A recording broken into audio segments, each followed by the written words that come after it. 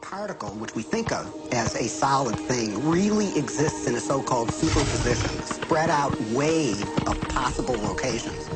And it's in all of those at once. The instant you check on it, it snaps into just one of those possible positions. It's easy to generate situations where the equations of motion will predict that, say, the wave function, the psi of a certain basketball, is uniformly distributed all over the basketball court. We don't have any idea what a state like that would look like. According to the law of quantum mechanics, that's supposed to be a state in which it fails to make any sense even to ask the question, where is the basketball? That is, according to the law of quantum mechanics, asking the question, where is a basketball whose psi is uniformly distributed over a whole basketball court, is the logical equivalent of asking about, say, the marital status of the number 5. Okay? It's not that you don't know the answer, you don't happen to know whether the number 5 is married or a bachelor. It's that the question somehow is radically inappropriate in the first place. The number 5 doesn't have a marital status. There's nothing there to ask about. And similarly, a basketball whose wave function was uniformly distributed over the entire basketball court would not have a position that could even coherently be asked about.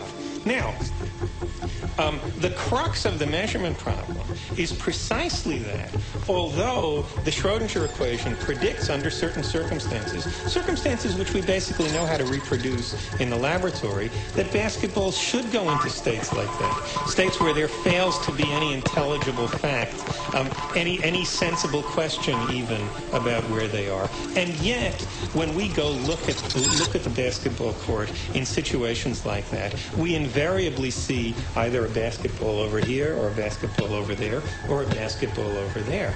The fact that we see the basketball in some specific location, as opposed to seeing it in some science fiction state that we can't even imagine what it looks like, where there fails to be a question about what its location is, the fact that we always see it in some definite location is an explicit violation of these equations of motion. And it's exactly there that the measurement problem comes up. When you observe, things happen. When you don't, they don't. Superheroes use superposition, with the world being potential strips of reality, until we choose. Heroes choose what they want, being in many places at once, experiencing many possibilities all at once, and then collapsing on the one. The question is, how far down the rabbit hole do you want to go?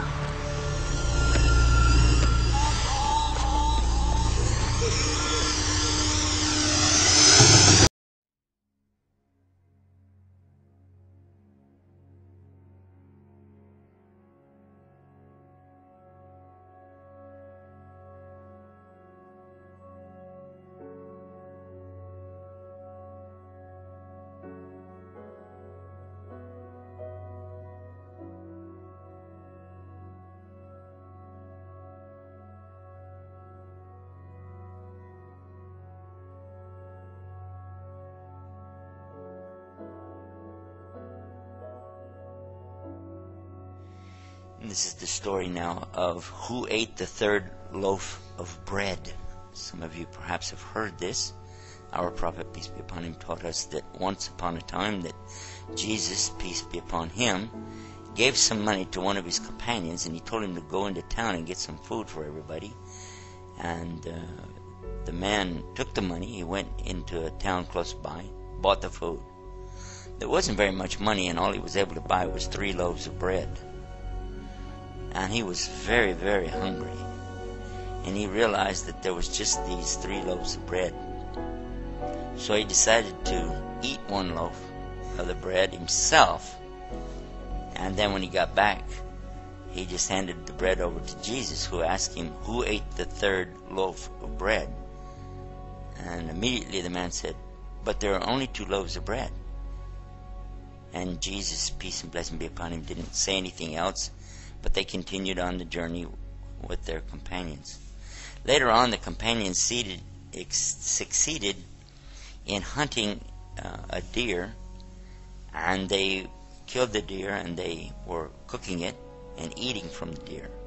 Then Jesus, peace be upon him, he stood up and he asked a law to bring the deer back to life.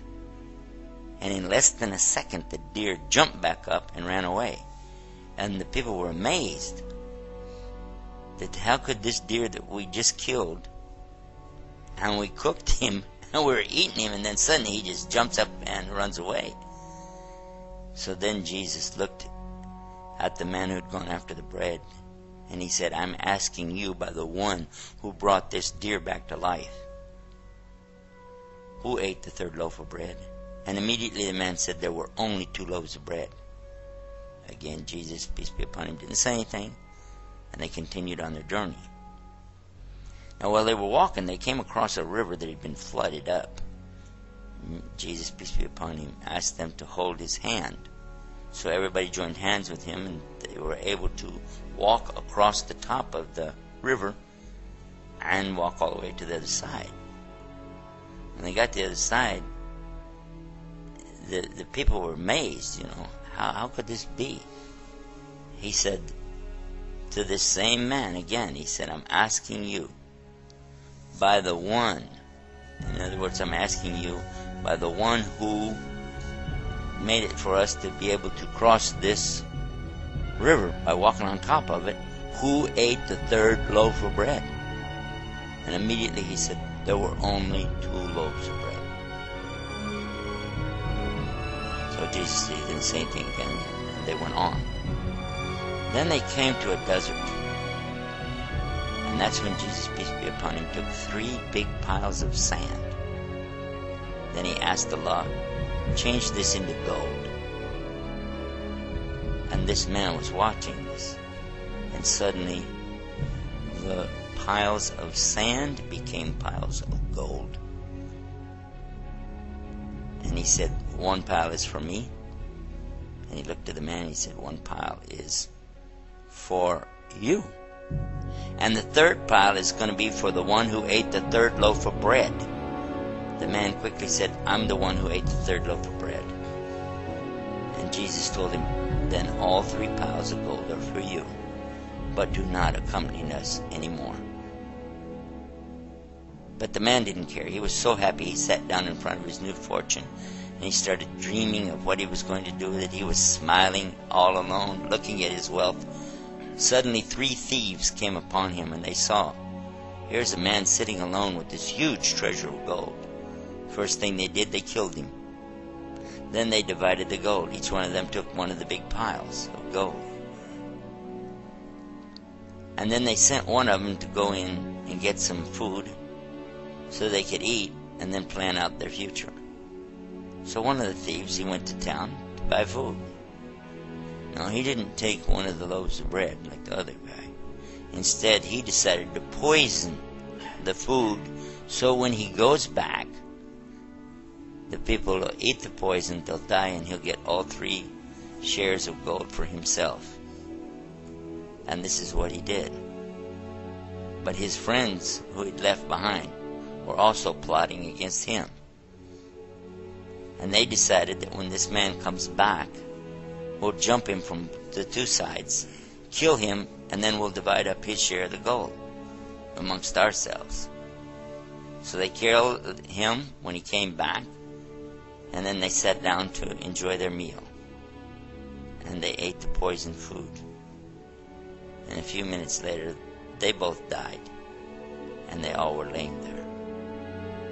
When Jesus, peace be upon him, came back with his companions, they passed by the very same spot, and there they saw their former companion laying on the ground, and the other 3 thieves laying there too, all of them dead, and all 3 piles of gold laying there. And he pointed to this and he said, this is the life of this world, in the Arabic called al-hayat ad-dunya. This is the life of this world, and this is what it will do for those who seek after it.